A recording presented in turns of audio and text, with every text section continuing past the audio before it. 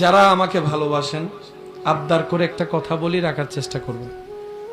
আপনার জীবনে যখনই কোনো অনাকাঙ্ক্ষিত পরিস্থিতি, পরিবেশ, কথাবার্তা সামনে আসবে যেটা আপনার পছন্দ না, পছন্দ হচ্ছে না, প্রথম আপনি যে কাজটা করবেন, মুখ খুলবেন না, চোখ নিচে রাখবেন, মুখ বন্ধ রাখবেন। প্রথম এই কাজটা করার চেষ্টা করবেন, তাহলে আপনি অনেকগুলা বিপদ থেকে বেঁচে যাবেন।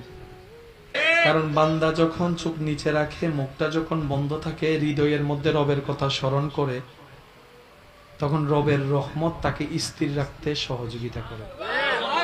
অন্তত নিজে ভালো থাকার জন্য আমাদের আর দ্বিতীয় কোনো উপায়, নিজে ভালো থাকার জন্য রবের কাছে যাওয়া ছাড়া কোনো উপায়, নিজে শান্তিতে থাকার জন্য রবের সমীপে মাথা নত করা ছাড়া দ্বিতীয় কোনো উপায়।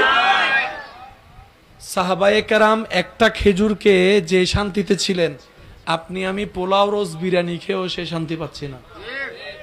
স্বীকার তো করতে হবে নাকি? আওয়াজটা মনে হয় আরেকটু বড় হবে। আল্লাহর প্রিয় বান্দারা, রোদের আলো ঢুকে বৃষ্টি পড়ে এমন ঘরে থেকেও যে শান্তির ঘুম ঘুমায়েছেন, আপনি আমি এসি রুমের মধ্যে সে শান্তি পাচ্ছি? বলেন না, পাচ্ছি? শান্তি নাই। শান্তি হাইজ্যাক করা যায়, টাকা দিয়ে কিনা যায়। জোরে বলেন। শান্তি আসতে হয় কার দরবার থেকে? তো রবের দরবার থেকে শান্তি পেতে গেলে রবের রহমতের সাথে কানেকশন রাখতে হবে। ওই বান্দার সাথে ওই রবের ডিসকানেকশনটাকে কানেকশন লাগাই দেওয়ার জন্য আল্লাহ নিজে থেকে যাকে পাঠিয়েছেন তিনি নবী রাহমাতুল লিল আলামিন।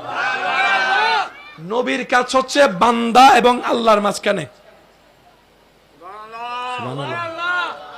আল্লাহ বান্দাকে দিতে চাচ্ছেন, আল্লাহ কি করলেন?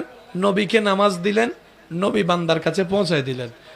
আল্লাহ রোজা দিলেন নবীকে, নবী বান্দার কাছে পৌঁছে দিলেন। এই নবীর কাজ হচ্ছে আল্লাহ এবং বান্দার মধ্যে সম্পর্ক জোড়াই লাগাই দেওয়া। সুবহানাল্লাহ। আল্লাহ তাআলা আমাদের সবাইকে একটু বোঝার তৌফিক দান করুন।